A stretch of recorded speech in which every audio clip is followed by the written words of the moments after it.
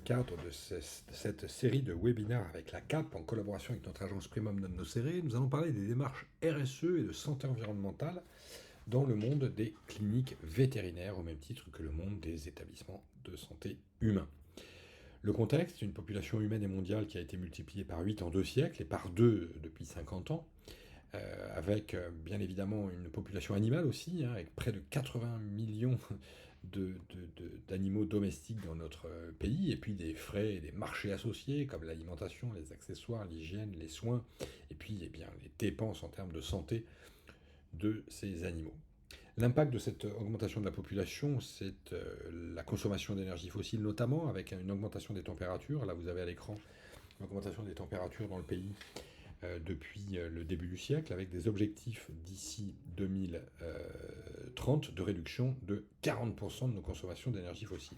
Alors quels sont les 3 défis que nous devons relever tous ensemble, et les cliniques vétérinaires ont aussi leur partie sur le sujet? Eh bien, tout d'abord, la décarbonation du système de santé avec la réduction des consommations d'énergie fossile pour réduire l'impact carbone et donc les émissions de gaz à effet de serre et le changement des températures. La dépollution, c'est-à-dire réduire l'impact des perturbateurs endocriniens, des additifs, des pesticides, des biocides, des produits d'hygiène, bref, tout ce que nous rejetons dans l'air, dans l'eau et que nous retrouvons ensuite dans l'alimentation et même on le voit là dans les œufs en bout de chaîne alimentaire. On y retrouve des phtalates qui sont des assouplissants du plastique, de nos dispositifs médicaux notamment. Et puis, le troisième défi, c'est la réduction de la déforestation importée, parce que nous détruisons par nos achats 15 millions d'hectares de forêt par an. Et en détruisant ces écosystèmes, eh bien, les animaux sauvages viennent dans les villes, participent à créer des zoonoses, des épidémies et des pandémies. Nous avons donc tous un rôle à jouer sur le sujet. Alors comment rentrer dans ces dynamiques?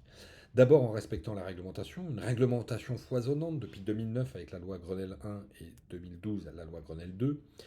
Et puis de nombreuses réglementations comme la loi Elan, la loi Pacte, la loi AGEC et Galim. Et surtout, je vous engage à lire le PNSE, le plan national santé-environnement, qui va se décliner dans toutes les régions de France en plan régional santé-environnement, dont le thème est pour les 4 années qui arrivent jusqu'en 2025, One Health, une seule santé, pour faire en sorte que les systèmes de santé pour les hommes et les animaux se concertent pour arriver à réduire les risques.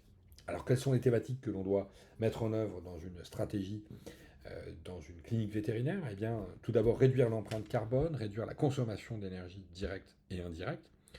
Direct et indirect, ça veut dire quoi? Eh bien, l'énergie directe, ce n'est que 10% des émissions de gaz à effet de serre, ce qu'on utilise pour chauffer, refroidir, alimenter nos ordinateurs ou nos blocs opératoires. L'indirect, c'est tout ce qui est transport, mobilité, des marchandises, des clients avec leurs animaux ou des déchets. La revalorisation des déchets, on peut transformer tout type de déchets aujourd'hui, l'éco-conception des bâtiments en orange, et puis surtout la politique d'achat. C'est pour ça qu'aujourd'hui on est dans une centrale d'achat et de référencement pour faire en sorte de réduire l'empreinte carbone de nos achats, puisqu'elle représente 65% des émissions de gaz à effet de serre du secteur. L'économie circulaire, qui consiste à revaloriser les matières résiduelles des uns en matières premières pour d'autres, eh bien, cela permet de transformer certains déchets, certaines matières, intelligemment en matières premières. Il existe 65 familles de déchets, donc la bonne stratégie, c'est d'avoir un registre de déchets, d'identifier le gisement et sa propre production pour ensuite transformer ces matières pour éviter de les incinérer ou de les détruire. Il existe de nombreux organismes, éco-organismes dans le pays qui sont à votre disposition. Une politique d'achat responsable, bien évidemment, pour arriver à acheter des produits qui intègrent les critères de réduction de la pollution, réduction de l'impact carbone, réduction de la déforestation apportée, et choisir des dispositifs médicaux, des médicaments, ou tout ce que vous achetez pour entretenir votre établissement avec les impacts les plus bas possibles. C'est pour cela que la CAP a mis en place avec notre aide l'indice vert qui classe les différents fournisseurs en fonction d'un critère A++, A+, et A. Je vous engage à découvrir cet indice qui est unique dans les centrales d'achat françaises. La démarche à très haute qualité sanitaire, sociale et environnementale, c'est aussi de prévenir les risques émergents avec la prévention de l'exposition aux risques chimiques, aux perturbateurs endocriniens, aux champs électromagnétiques, aux nanoparticules dans l'ensemble de nos achats, aussi bien pour nos collaborateurs que pour nos clients. L'optimisation des ressources en eau pour réduire les consommations d'eau et réduire les effluents liquides et médicamenteux. Aujourd'hui, il faut savoir que l'on retrouve dans l'eau de boisson dans notre pays et dans les rivières des traces de médicaments absolument partout, et nous pouvons les réduire en appliquant notamment l'indice PBT, qui classe les molécules médicamenteuses en prenant en considération la persistance, la bioaccumulation et la toxicité de ces molécules. Optimiser la qualité de l'air intérieur, pourquoi? Eh bien parce que cette mauvaise qualité d'air intérieur dans notre pays génère 19 milliards de dépenses de l'assurance maladie et 48 000 décès prématurés. On peut les éviter très simplement avec des éco-gestes au quotidien.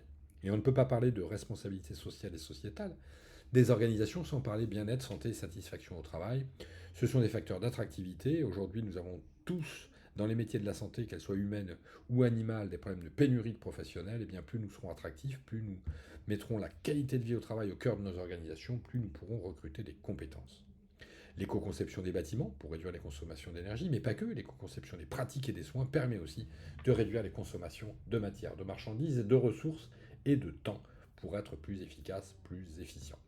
Alors comment travailler sur ces sujets-là? Eh bien, il faut tout d'abord bâtir un référentiel, un questionnaire, un scoring. Nous l'avons fait, adapté aux cliniques vétérinaires. Nous avons créé une déclinaison sectorielle de la démarche THQSE qui permet à une clinique vétérinaire d'avoir ses actions exemplaires en vert, les points de réglementation en rouge-orangé qui ne sont pas respectés et l'ensemble des thématiques en jaune pour les amener à 70% pour faire en sorte que cette démarche THQSE puisse se transformer à terme en un label pour créer un réseau d'établissements engagés sur ces sujets-là.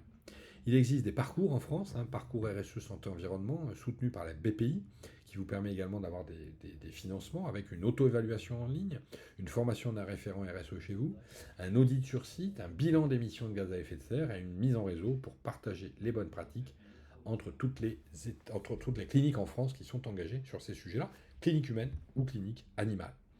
Alors profitons-en, nous vous invitons le 23 juin à participer à une commission de travail à l'école vétérinaire à Maison-Alfort avec les acheteurs de la CAP de 9h à 11h30 pour définir et analyser avec vous vos attentes, vos besoins en termes d'achat responsable. Et vous pourrez bénéficier d'une conférence qui a lieu le 23 juin en parallèle où vous pourrez venir rencontrer vos homologues de la santé humaine pour partager, échanger. En voici le programme. Vous pourrez également déjeuner avec nous, participer à la visite du musée de l'école vétérinaire d'Alfort. Eh bien écoutez, maintenant, c'est à vous de jouer, rejoignez-nous, n'hésitez pas, les enjeux sont devant nous, les grands enjeux de la décennie, nous les atteindrons si nous travaillons ensemble. À vous de jouer.